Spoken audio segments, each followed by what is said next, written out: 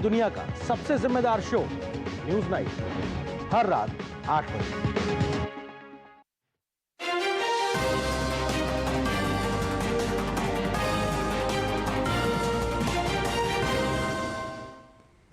नमस्कार, आप सभी का स्वागत डीडी न्यूज पर। आपके साथ मैं हूं मुकुल शर्मा। इस वक्त की बड़े और अहम खबरें आपके साथ करेंगे साझा, लेकिन सबसे पहले नजर डालते हैं हेडलाइंस पर।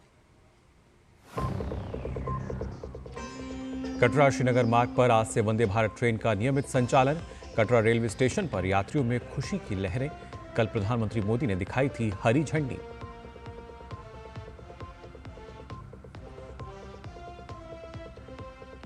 ऑपरेशन सिंदूर के 1 महीने पूरे। मई में भारतीय सशस्त्र बलों ने पाकिस्तान और पीओके में ध्वस्त किए थे जैश और लश्कर जैसे आतंकियों के लॉन्च पैड।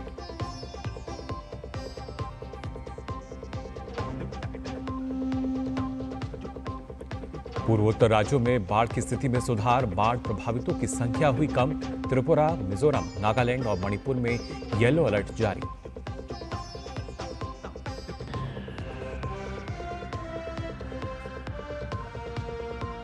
अमेरिकी कैबिनेट के अधिकारी चीन के प्रतिनिधियों से करेंगे मुलाकात। बातचीत के जरिए दुनिया की 2 सबसे बड़ी अर्थव्यवस्थाओं के बीच व्यापार विवाद को हल करने की जाएगी कोशिश।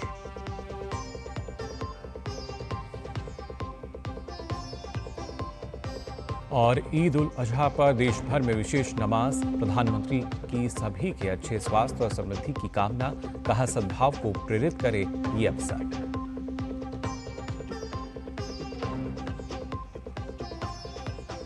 और आइए अब खबरें देखते हैं विस्तार से।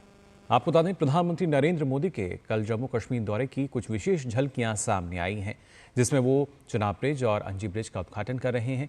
खुद पीएम मोदी ने भी ये वीडियो एक्स पर शेयर किया है। पीएम ने कहा है कि ये दोनों पुल परिवर्तनकारी परियोजनाएं हैं।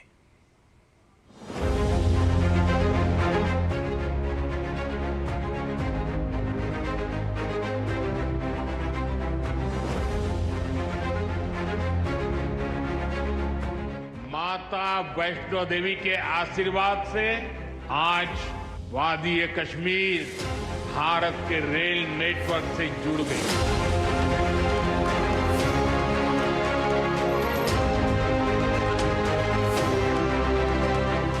उधमपुर, श्रीनगर, बारामूला, ये रेल लाइन प्रोजेक्ट ये सिर्फ नाम नहीं है, ये जम्मू कश्मीर के नए सामर्थ्य की पहचान है।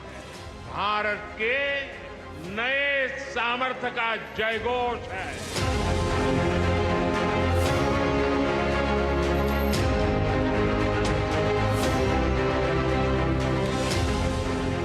चीनाब ब्रिज दुनिया का सबसे ऊंचा रेलवे आर्च ब्रिज है।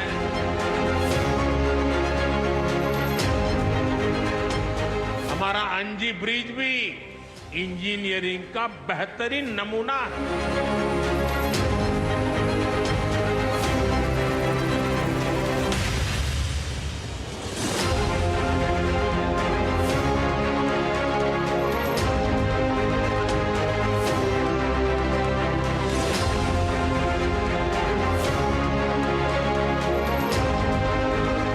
प्रोजेक्ट पूरा करना मुश्किल था, चुनौतीपूर्ण था, लेकिन हमारी सरकार ने चुनौती को ही चुनौती देने का रास्ता चुना है।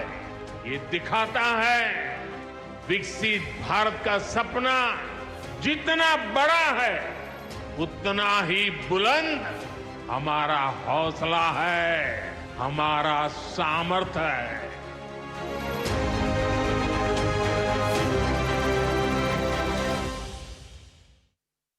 भारत का जो सामर्थ्य है वो जाहिर तौर पर अब यहाँ दिखता हुआ नजर आता है। और वहीं कटरा श्रीनगर मार्ग पर आज से वंदे भारत ट्रेन का नियमित संचालन शुरू हो गया है। कल प्रधानमंत्री नरेंद्र मोदी ने हरी झंडी दिखाकर इसकी शुरुआत की थी। वंदे भारत ट्रेन के नियमित संचालन से कटरा रेलवे स्टेशन पर यात्रियों में खुशी की लहर दिखाई दी।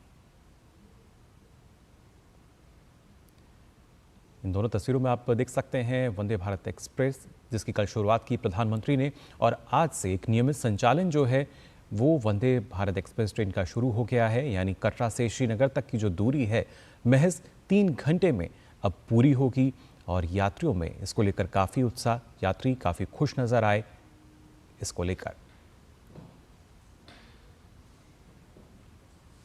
और वहीं ऑपरेशन सिंदूर को 1 महीना पूरा हो चुका है। इस अवसर पर रक्षा मंत्री राजनाथ सिंह ने एक विशेष लेख लिखा है। रक्षा मंत्री राजनाथ सिंह ने आतंकवाद को दुनिया के सामने सबसे बड़ी चुनौती बताया है। रक्षा मंत्री ने अपने लेख में कहा है कि सरकार आतंकवाद के खिलाफ जीरो टॉलरेंस की नीति पर चल रही है।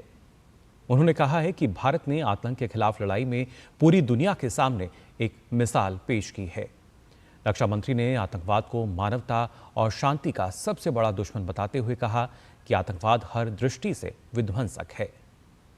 साथ ही उन्होंने कहा है कि पाकिस्तान द्वारा प्रायोजित आतंक का भारत दशकों से शिकार रहा है। पहलगाम में बेगुनाह पर्यटकों को केवल उनके मजहब के आधार पर मारा गया, ये क्रूरता बर्बरता की पराकाष्ठा थी। इस हमले का मकसद अगर देखा जाए तो भारत की एकता को तोड़ना और देश में डर फैलाना था, पर ऐसी घिनौनी कोशिश हमेशा नाकाम ही होती है। रक्षा मंत्री ने अपने लेख में कहा है कि आतंकी केवल मजहब का नाम लेकर अपने कुकर्मों को वैधता देने की कोशिश करते हैं। उन्होंने कहा कि अब हमारी नीति है कि आतंकी जहां भी होंगे हम उन्हें समाप्त करने से नहीं हिचकेंगे। इसके साथ ही आतंकवाद को प्रायोजित करने वाली सरकार और आतंक के मास्टरमाइंड के बीच अंतर किए बिना मुंहतोड़ जवाब देंगे। उन्होंने कहा कि ऑपरेशन सिंदूर द्वारा भारत ने न केवल आतंकियों के विरुद्ध कठोर कार्रवाई की, बल्कि यह भी दिखा दिया कि भारतीय सशस्त्र बल और सरकार आतंकवाद के संपूर्ण उन्मूलन के लिए पूरी तरह प्रतिबद्ध है। रक्षा मंत्री ने कहा कि यह समय की मांग है कि वैश्विक समुदाय राजनीतिक स्वार्थ छोड़कर आतंक के विरुद्ध एकजुट हों। साथ ही उन्होंने कहा कि अंतर्राष्ट्रीय वित्तीय संस्थानों को भी ये समझना होगा कि पाकिस्तान को दिए जाने वाले बेल आउट पैकेज और ऋण किस प्रकार सीमा पार आतंकवाद के पोषण में खर्च होते हैं। इसके साथ ही उन्होंने कहा कि पाकिस्तान के परमाणु कार्यक्रम को अंतर्राष्ट्रीय परमाणु ऊर्जा एजेंसी की निगरानी में लाया जाए।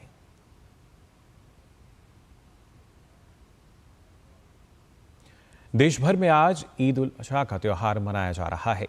आज सुबह दिल्ली के जामा मस्जिद समेत सभी प्रमुख शहरों में विशेष नमाज अदा की गई। इन 6 तस्वीरों में आप देख सकते हैं तिरुवनंतपुरम, दिल्ली, भोपाल, मुंबई, अजमेर, पटना, बड़ी संख्या में जो लोग हैं वो सुबह की नमाज अदा करने के लिए मस्जिद में पहुंचे हुए हैं और देश के लिए अमन और खुशहाली की दुआ मांग रहे हैं।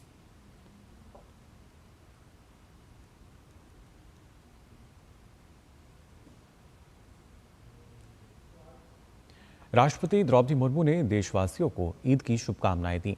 एक्स पर अपने संदेश में उन्होंने कहा कि ईद उल अजहा के पावन अवसर पर मैं सभी देशवासियों, विशेष रूप से मुस्लिम भाइयों और बहनों को हार्दिक बधाई और शुभकामनाएं देती हूं।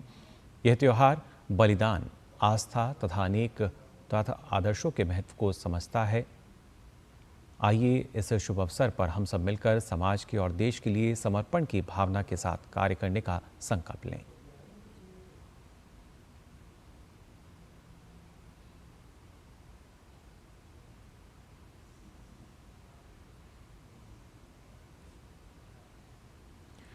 प्रधानमंत्री नरेंद्र मोदी इस महीने के अंत में कनाडा में होने वाले G7 शिखर सम्मेलन में भाग लेंगे। कनाडा के प्रधानमंत्री मार्क कार्नी ने फोन पर पीएम मोदी से बातचीत की और उन्हें G7 शिखर सम्मेलन में आमंत्रित किया। इस दौरान प्रधानमंत्री मोदी ने कनाडा के पीएम कार्नी को हाल के चुनाव में जीत पर बधाई दी और कनाडास्किस में G7 शिखर सम्मेलन में आमंत्रित करने के लिए धन्यवाद भी दिया। प्रधानमंत्री मोदी ने कहा कि भारत और कनाडा आपसी सम्मान और साझा हितों के आधार पर नए उत्साह के साथ मिलकर काम करेंगे, क्योंकि दोनों देशों के लोगों के बीच गहरे संबंध हैं। प्रधानमंत्री ने सोशल मीडिया पर बताया कि वे शिखर सम्मेलन में कनाडा के प्रधानमंत्री से मिलने के लिए उत्सुक हैं।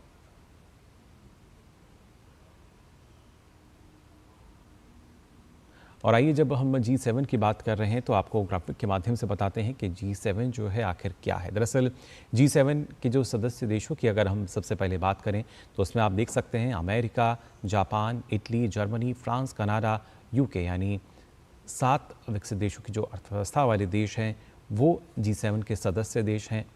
और ख़ासतौर से इस साल G7 के 50 साल पूरे हो रहे हैं और उसी वजह से लगातार हम देख पा रहे हैं कि ना सिर्फ ये 7 देश बल्कि जो और भी देशों की जब हम बात कर रहे हैं, क्योंकि 2025 में 7 साल अगर देखे जाए तो 50 साल पूरा कर रहा है G7।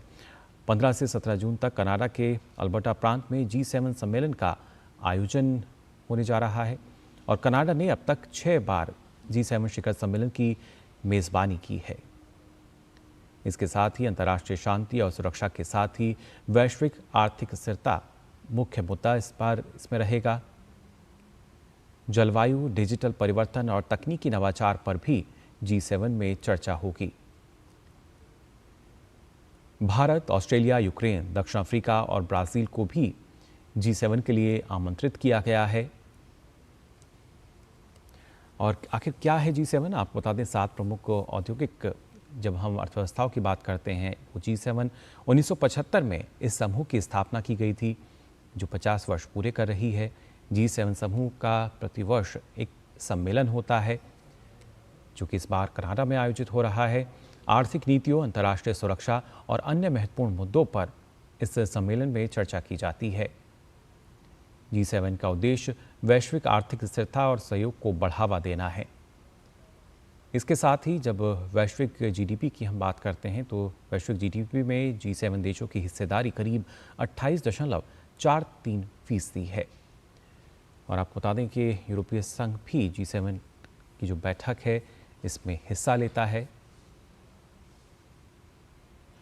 और लेकिन इसके साथ जब हम बात करते हैं भारत की भूमिका की, तो G7 में भारत की भूमिका को अगर हम देखें तो भारत इसमें ग्लोबल साउथ का प्रतिनिधित्व करता है। भारत जिसको अब आमंत्रित भी किया गया है इसके लिए, और भारत ग्लोबल साउथ का यहाँ नेतृत्व करता हुआ नज़र आता है। इसमें जलवायु परिवर्तन, डिजिटल बदलाव और सतत विकास जैसे मुद्दों को भारत लगातार उठाता आया है। कनाडा के पीएम ने प्रधानमंत्री मोदी को G7 सम्मेलन का न्योता दिया है और ख़ासतौर से अगर देखा जाए तो साल 2019 के बाद से हर साल पीएम मोदी बतौर मेहमान इस बैठक में शामिल होते आए हैं। भारत एक महत्वपूर्ण अतिथि देश के रूप में सम्मेलन में भाग ले रहा है इस बार भी।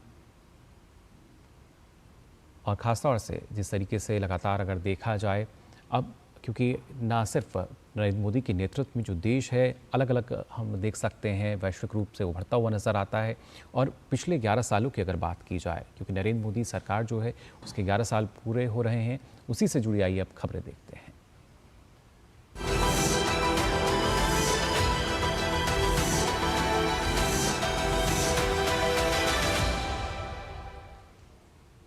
बात करते हैं यहाँ कृषि क्षेत्र को लेकर। दरअसल देश के किसानों की पहले जहाँ छोटी छोटी ज़रूरतों के लिए भी उधार लेने को उन्हें मजबूर होना पड़ता था, वहीं बीते 11 साल में मोदी सरकार के निर्णयों से उनकी जीवन जो है बहुत आसान हो चुका है। पीएम मोदी ने एक्स पर अपने एक संदेश में कहा है कि पीएम किसान सम्मान निधि हो या फिर किसान फसल बीमा, उनके कल्याण के लिए कई अहम कदम उठाए हैं। अब एमएसपी में निरंतर बढ़ोतरी से देश के अन्नदाताओं को न सिर्फ फसलों की उचित कीमत मिल रही है बल्कि उनकी आय भी बढ़ रही है। पहले हर छोटी मोटी जरूरत के लिए भी हम किसानों को उधार लेना पड़ता था। अब पीएम किसान योजना से सीधे खाते में पैसा आता है और किसी के आगे हाथ नहीं फैलाना पड़ता। पहले बदलते मौसम की वजह से फसल खराब होती थी, बड़ा नुकसान होता था। आज मौसम की मार किसानों पे नहीं पड़ती क्योंकि फसल के नुकसान की पूरी भरपाई होती है। खरीदार आते थे और मनमर्जी के भाव पे हमसे हमारी पैदावार ले जाते थे। आज किसानों को एमएसपी पे खरीद का पूरा भरोसा है और मंडी से खाली हाथ नहीं लौटना पड़ता। इन 11 सालों में तेज प्रगति के साथ एक नया इतिहास भी रचा गया है।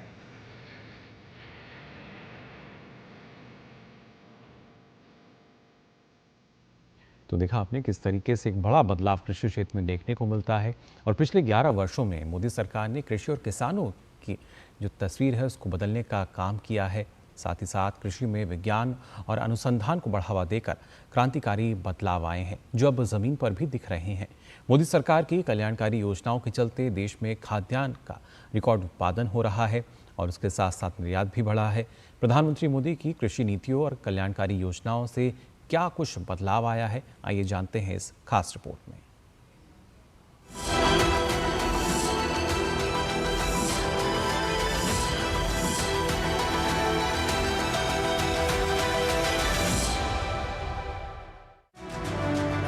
पिछले 11 वर्षों में प्रधानमंत्री नरेंद्र मोदी का जोर कृषि क्षेत्र की तकदीर और तस्वीर बदलने पर रहा।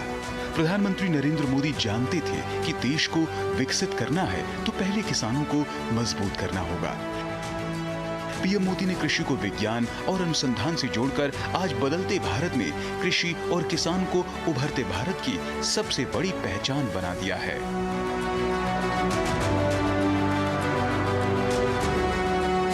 वर्ष 2014 में प्रधानमंत्री बनने के बाद किसानों को समृद्ध बनाने के लिए मोदी सरकार ने कई अहम योजनाओं और नीतियों की शुरुआत की।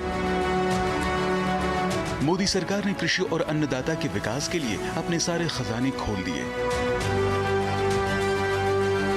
पिछले 11 वर्षों में कृषि और किसानों के बजट को 6 गुना से भी ज्यादा 25,000 करोड़ रुपए से बढ़ाकर 1,37,000 करोड़ रुपए कर दिया। किसानों के उत्पादों की खरीद और न्यूनतम समर्थन मूल्य में रिकॉर्ड बढ़ोतरी कर किसानों के प्रति अपनी प्रतिबद्धता को साबित कर दिया। किसानों की आय को बढ़ाना और उनकी उत्पादन लागत को कम करना, यही सबसे बड़ा मंत्र था प्रधानमंत्री नरेंद्र मोदी का, जिसने आज किसानों का सम्मान बढ़ाया, उन्हें आत्मनिर्भर बनाया और सबसे बड़ी बात, उनकी आमदनी को बढ़ा दिया है। जैसे किसान क्रेडिट कार्ड है और किसान सम्मान निधि योजना है, फसल बीमा योजना है, इससे किसानों को बहुत बड़ा लाभ होता है। 14 दिन के अंदर अगर फसलें नष्ट हो जाती हैं तो सरकार उसकी क्षतिपूर्ति करती है और थोड़ा बहुत खाते से कट जाता है, लेकिन बहुत बड़ा लाभ है। जब से मोदी जी प्रधानमंत्री बने हैं तब से किसानों के आर्थिक स्थिति में सुधार हुआ है। जैसे किसान सम्मान निधि है, किसान बीमा योजना है और फसलों के मूल्य में वृद्धि बराबर हर साल हो रही है।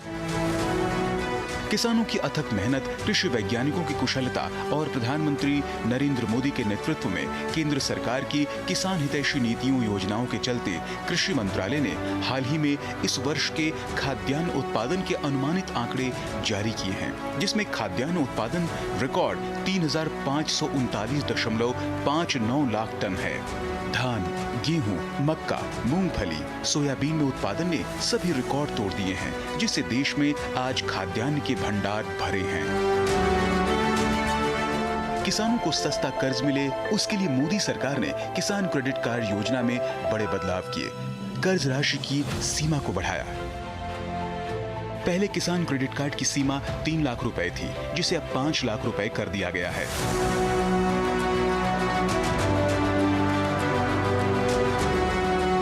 छोटे और सीमांत किसानों को आर्थिक मदद देने के लिए शुरू हुई किसान सम्मान निधि के तहत 11 करोड़ से ज्यादा किसानों को 3.68 लाख करोड़ रुपए की मदद दी गई। मोदी सरकार में किसानों को उनकी उपज का वाजिब दाम मिले, इसके लिए मोदी सरकार में एमएसपी में ऐतिहासिक वृद्धि हुई है। सरकार ने देश में पहली बार कृषि निर्यात नीति बनाई है। इससे कृषि निर्यात 4 लाख करोड़ रुपए तक पहुंच गया है। सरकार कृषि में सहकारिता को बढ़ावा दे रही है। मोदी सरकार कृषि किसान कल्याण के लिए पूरी तरह समर्पित है। किसान खेती की आत्मा है, जीवनदाता अन्नदाता है। विकसित भारत के लिए समृद्ध खेती मोदी सरकार का लक्ष्य है। आज भारत अपनी घरेलू जरूरतों के साथ ही दुनिया की खाद्य आवश्यकताओं की भी पूर्ति करता है। भारत आज विश्व बंधु है, कल विश्व गुरु बनेगा। भारत विकसित बनेगा, जिसमें कृषि का महत्वपूर्ण योगदान होगा।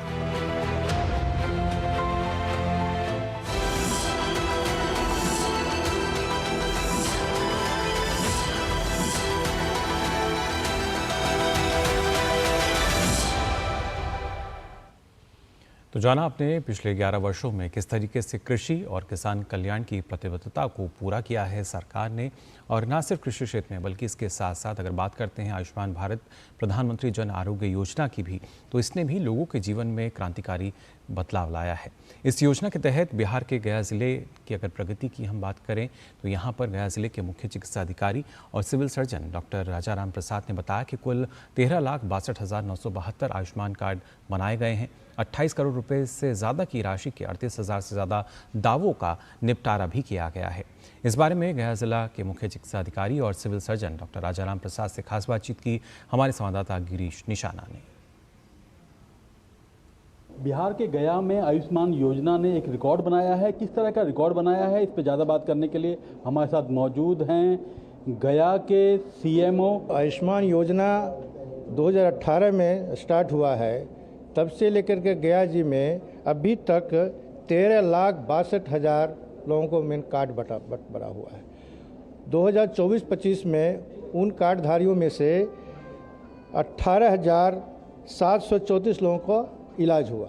उस पर सरकार का खर्च लगभग 15 करोड़ रुपया खर्च हुआ। इसके अलावा 2024-25 में 6,375 लोगों का इलाज हुआ। एक साल में हम लोगों ने 3 गुना इजाफा किया है इलाज में। सरकार की योजना है गरीब जनता का इलाज में जो भी खर्च उनके तरफ से होता है उस पर पूर्ण रूप से खर्च न हो। और 2018 से लेकर के अभी तक अभी तक 38,424 लोगों का इलाज किया गया है, जिस पर सरकार ने खर्च किया है 28 करोड़ 62 लाख रुपया। यानी 38,000 लोगों का जो पॉकेट से खर्च होने वाला था उस पर सारे सरकार ने खर्च अपने तरफ से किया। जो घर द्वार बेच करके इलाज असाध्य रोगों के बड़े बड़े रोगों का इलाज कराने में विवश हो जाती थी जनता, उसको सरकार ने अपने वहन किया और उसके सारे जिम्मेदारी लेकर के जनता को राहत पहुंचाया, उसको घर द्वार बिकने से बचाया, उसका पूर्ण रूप से इलाज कराया। कितने अस्पतालों को सूचीबद्ध किया गया है? जी, हमारे जिला में 43 इम्पेलिमेंट हॉस्पिटल है, जिसमें हमारा प्राइवेट संस्थान 16 है और सरकारी हमारे 27 है।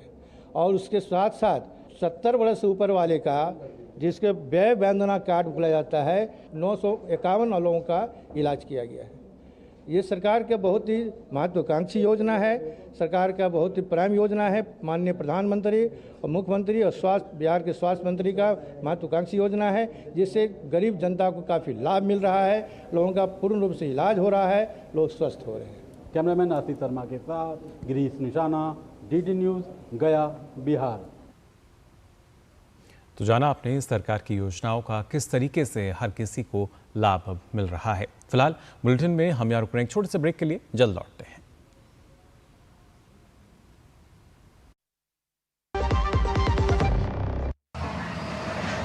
चिड़ियाघर तो वही है, बस वहां तक जाने का रास्ता आसान हो गया है। बिट्टू के टाइम जाते थे धक्के खाते, अब गुड्डी के साथ तुरंत मेट्रो से। इस जनरेशन ने घर से निकलते ही रफ्तार देखी है, यही अमृत पीढ़ी हमें ले जाएगी विकसित भारत तक। मेरी पसंद, मेरी पसंद, मेरी पसंद, मेरी पसंद, हमारी पसंद, हम सबकी पसंद। मजबूत देश का मजबूत सरिया हो गया स्टील। जो लक्ष्य चुना था समझ आने लगा है। GLA यूनिवर्सिटी, उच्च लक्ष्यों की निश्चित प्राप्ति। ब्रेक के बाद आप सभी का एक बार फिर स्वागत। डीडी न्यूज़ पर आइए खबरों में आगे बढ़ते हैं। भारतीय महिला पहलवानी ने मंगोलिया में आयोजित हुई इस साल की तीसरी विश्व रैंकिंग सीरीज में पहला स्थान हासिल किया है। टीम ने कुल 8 पदक जीते, जिसमें से 5 स्वर्ण पदक रहे। ऐसे में महिला टीम के कोच वीरेंद्र सिंह दहिया मानते हैं कि राष्ट्रीय कैंप से तैयारियों से न सिर्फ नई दिशा मिली है, बल्कि बेहतर नतीजे देने में भी तेजी दिखाई दी है। महिला टीम के कोच वीरेंद्र सिंह दहिया से खास बात की हमारे संवाददाता गौरव कुमार ने। भारतीय महिला पहलवानों ने मंगोलिया में आयोजित हुई कुश्ती की विश्व रैंकिंग सीरीज में इतिहास रचा। कुल 8 पदक हासिल किए, जिसमें से 5 स्वर्ण पदक रहे। इस वक्त हमारे साथ इस टीम के कोच वीरेंद्र सिंह दहिया हैं, आइए उनसे बात करते हैं। वीरेंद्र जी, सबसे पहले तो आपको ढेर सारी बधाई कि इतने सारे मेडल्स आए और उसमें भी गोल्ड मेडल जो है वो 5 रहे। क्या एक बड़ी वजह मानते हैं इस तरह के परफॉर्मेंस की निकल कर सामने आने की? भारतीय कुश्ती महिला टीम से पूरा ही देश उम्मीद करता है और जल्दी आने वाला हमारा भविष्य अच्छा है। दिक्कत तो बहुत आई थी, लेकिन भारतीय कुश्ती संघ WFI ने और स्पोर्ट्स मिनिस्ट्री ने मिलकर ये रुका हुआ काम हमारा शुरू कर दिया और उसकी परिणति के रूप में आप देख रहे हो हमारी लड़कियां बढ़िया परफॉर्मेंस कर रही है। तो इसमें कुछ बड़े नाम थे, जैसे अंतिम पंघाल थी, रितिका हुड्डा थे, तो इन खिलाड़ियों को तैयार करना और एक पूरे कैंप को एक फिर से कहना चाहिए रिवैम्प करना, क्योंकि दोबारा से एक बार फिर से वही एनर्जी बूस्टअप करना एक बड़ा काम होता है कोच के लिए। उसको किस तरह से किया आपने? ठीक है जी, कोच को कम से कम ये तो पता है चलना चाहिए कि अपने बच्चे की जो स्ट्रेंथ है, जो वीकनेस है, उनका पता होना चाहिए ताकि वीकनेस पे काम करे, स्ट्रेंथ को मेंटेन करके रखे। और जैसे आपने बताया रितिका हुड्डा और अंतिम, ये बड़े नाम, लेकिन बड़े नाम बेशक हैं, लेकिन अब इनके अंदर काफ़ी साल की कुश्ती बची हुई है। ये 21, 22, 23 साल की लड़कियां हैं और बल्कि जो ये मुस्कान लड़की है ये 18 साल की है, कि नया सांगवान है वो 18 साल की लड़कियां हैं। तो इन लड़कियों के साथ मेरे को कोई दिक्कत नहीं आती, क्योंकि मैं 2019 से जब ये कैडेट में थी, जब मैं कैडेट टीम का कोच था, फिर ये जूनियर में आ गई तो मैं जूनियर टीम का कोच था, अब ये 2 साल से सीनियर में आ गई तो मैं 2022 से सीनियर टीम के साथ हूँ।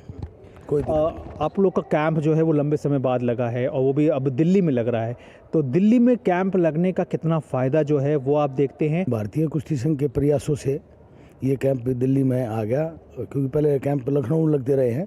लखनऊ भी हमारा बहुत बढ़िया सेटअप था, लेकिन अब वो WFI और स्पोर्ट्स मिनिस्ट्री ने अपना तालमेल करके वहाँ लड़कों को भेज दिया ताकि कोई विवाद ना हो, और लड़कियों को दिल्ली में रख दिया। दिल्ली सेंटर प्लेस है, यहाँ सुविधाओं की इस सेंटर पे थोड़ी बहुत कमी है, लेकिन हमें WFI ने और स्पोर्ट्स मिनिस्ट्री और साई टॉप्स ने बता दिया है कि जो आप मांगोगे बच्चों के लिए जो भी सुविधा है वो 15-20 दिन में प्रोवाइड कर देंगे। अभी आगे की जो टूर्नामेंट्स हैं, खासतौर से अभी चौथी जो होगी वो भी रैंकिंग सीरीज़ होगी और इसके अलावा सीनियर वर्ल्ड चैम्पियनशिप जो है वो भी है, तो उसको लेकर के किस तरह की तैयारी रहेगी? हमारा मेन टारगेट तो सीनियर वर्ल्ड चैम्पियनशिप है, और पिछले 2-3 साल से हमारा परफॉर्मेंस मच बेटर नहीं रहा, क्योंकि ओलंपिक में भी सिर्फ एक ही मेडल था। हालांकि उम्मीद जिस हिसाब से हमारा मोमेंटम चल रहा था 2022 से पहले, तो उम्मीद थी कि हम 3 या 4 मेडल ओलंपिक में श्योर थे, लेकिन वो विवाद और ये जो थे उन चीज़ को अलग छोड़ दो। अब हमारा भविष्य में यही है कि भाई सीनियर वर्ल्ड चैम्पियनशिप में 2 या 4 मेडल के आसपास हम जरूर नज़दीक रखें। तो ये है कोच वीरेंद्र सिंह दहिया, जिनका साफ तौर पर कहना है कि भारतीय कुश्ती जो है वो बदल रही है, और न सिर्फ बदल रही है बल्कि जो नए नाम हैं वो बहुत ज़्यादा प्रतिभा के साथ सामने हैं। ज़रूरत बस इस बात की है कि ये इसी तरह से अपने खेल पर फोकस करते रहें, खिलाड़ी अपने खेल पर फोकस करें और ख़ुद को लगातार कुश्ती के खेल में आगे बढ़ाते रहें। कैमरामैन अरमान के साथ मैं गौरव कुमार, DD न्यूज़, दिल्ली। तो फिलहाल के लिए इस बुलेटिन में बस इतना ही, लेकिन देश और दुनिया की तमाम खबरों के लिए आप देखते रहिए DD न्यूज़।